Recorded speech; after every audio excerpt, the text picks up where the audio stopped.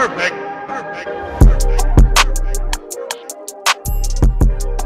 going on, people? I am Swerver, and this is the Opinionated Facts Self-Improvement Podcast, formerly known as the Community Podcast. But we still for the community. We just focus on self-improvement. That's it. You like that, don't you?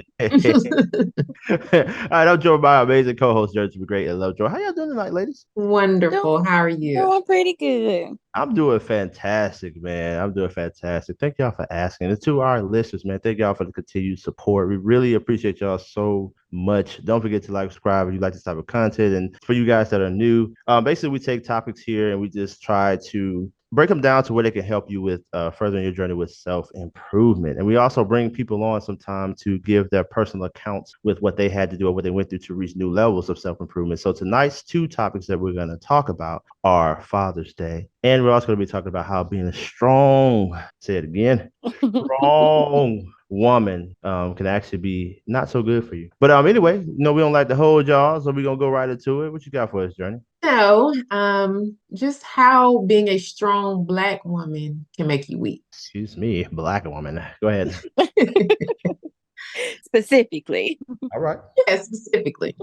So, we've heard of the strong Black woman stereotype, and it's been around for years, and some women take pride when it comes to embracing the stereotype. But after doing a little research, if you are one of those women, you may want to reconsider your stand. So I came across this study called Stress and Mental Health, Moderating Role of the Strong Black Woman Stereotype. And this was found on psychnet.spa.org.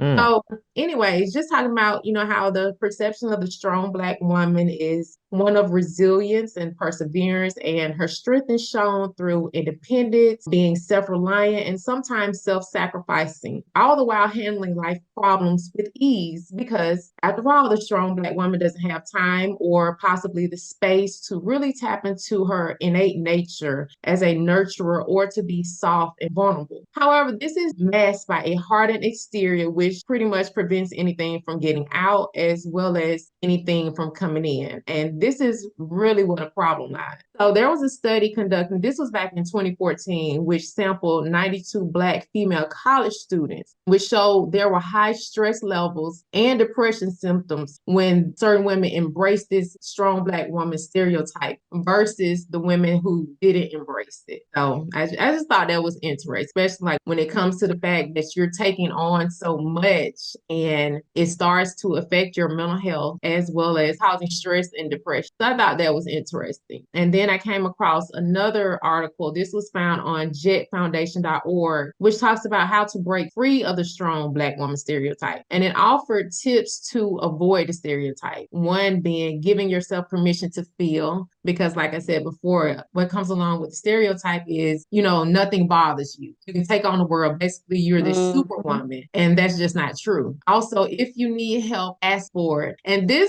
gonna be honest, this right here. This I had, and I don't, consider myself this strong Black woman, whatever. But y'all, when I tell you it bothers me with a passion to have to ask anyone for anything. So that's something I have to work on. But I would almost chew my tongue off before I ask someone for Oh, that's serious right there. It sounds like it hurt to me. I'll tell you that.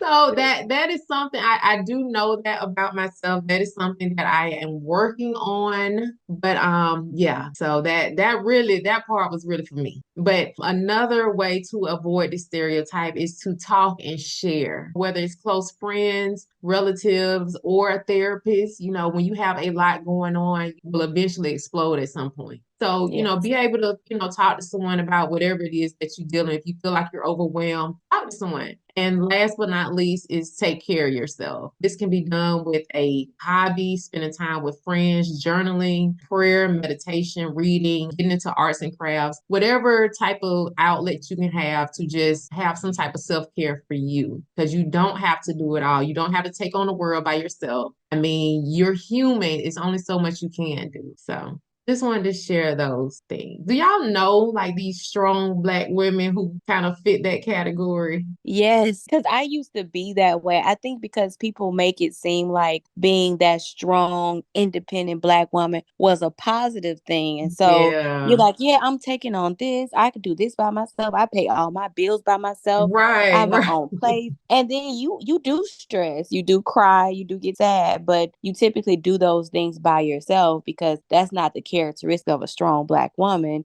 And so Mm-hmm. you have to internalize so much, and then it gives off this exterior where you said something about not letting anything out, but you're not letting anything in. So you start to Exactly. create this shell. So I had to work to be like, no, I do not want to be a strong Black woman in that essence. I am capable of doing things, but help me. Like, Okay.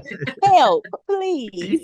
I think a lot of that was born from women being tired of being hurt in relationships. And so Mm. the message started to be pushed out that, hey, if I'm going to be hurt being with him, I might as well just go ahead and drop him and then start focusing everything into my own life and my kids. And Mm-hmm. some of that has a lot to do with bad selection in men and maybe just some traumas and different things that maybe women have grown up with that are outside of men. And or maybe it's a combination of them both. But I do think that we have to, like you said, Journey, deal with the trauma and the issues and whatever that may be. If you selected the wrong person once or twice or many times, then you have to go back and think, it's not the world. It's not a time for you to go out and start punishing everybody or all men or whoever because you've made some bad decisions. Sometimes it's just taking accountability for what has happened. And also for the women, I want to say this too. Sometimes it wasn't your fault.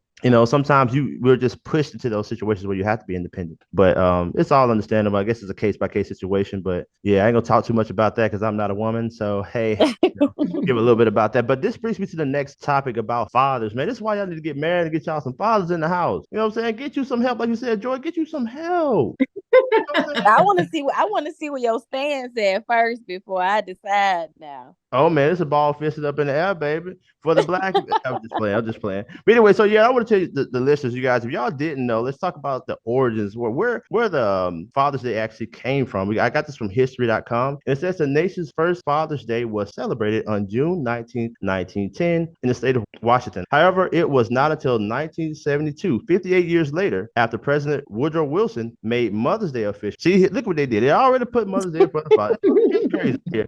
That that the day honoring fathers became a nationwide holiday in the United States. Father's Day 2024 will occur on Sunday, June 16th. So now that was just like a basic overview, but it kind of goes into something a little bit different. This is from the same article. It says on July 5th, 1908, a West Virginia church sponsored the nation's first event explicitly in honor of fathers. A Sunday sermon in memory of 362 men who had died in the previous December's explosion at a Fairmount Coal Company mine. I think it's in Monoga, but it was a one-time commemoration and not an annual holiday. So basically what I just said was there was a coal mine explosion that killed 362 men back in July 5th in 1908. And that's kind of like they had a one-day celebration of fathers at that time. So what's interesting about this is the next year, a Spokane, Washington woman named Sonora Smart Dodd, one of the 6 children raised by a widower, so she was just raised by her father, tried to establish an official holiday equivalent to Mother's Day for male parents. She went to local churches, the YMCA, shopkeepers, and government officials to drum up support for her idea, and she was successful. So that's really where all this started.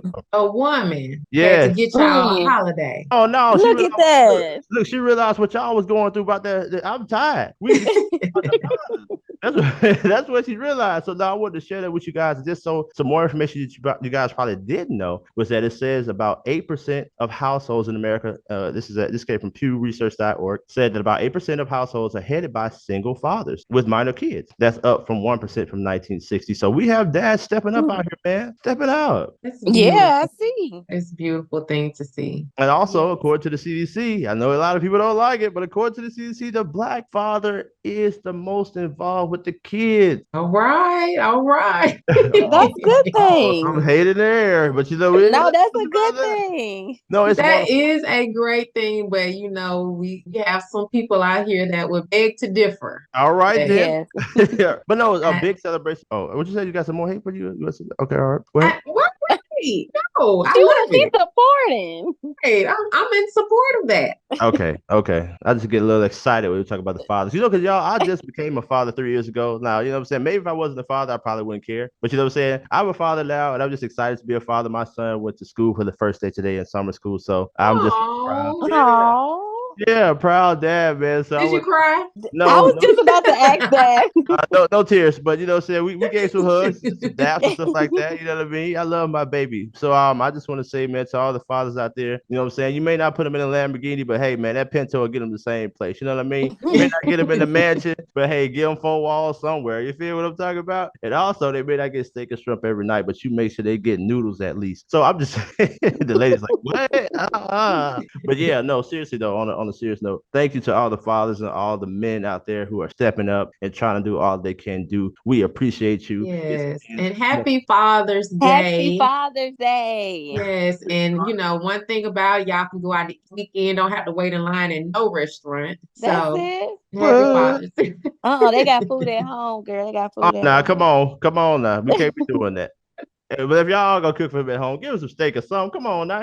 Come on. All right. Yeah, I wish this was kid was it we the kids weren't here because I would say some more things, but you know what I'm saying? Make sure that man all right. Take care of that man. But anyway, y'all, look, we don't like to keep y'all too long. We just like to get right in here, drop them gems with you guys and keep it moving. Don't forget to like, subscribe, and if you want to be on the show, don't forget to write it down in the comments or reach out to us. We ready, man. Come on, don't be scared. Come on here. Come on in. That's what I'm talking about. Bring a friend if you want to. Anyway, thank y'all though for real. I am Swear, joined by my amazing co-host, Love, Joy, and Great. This is the Opinionated Facts Self-Improvement Podcast. Until next time, peace.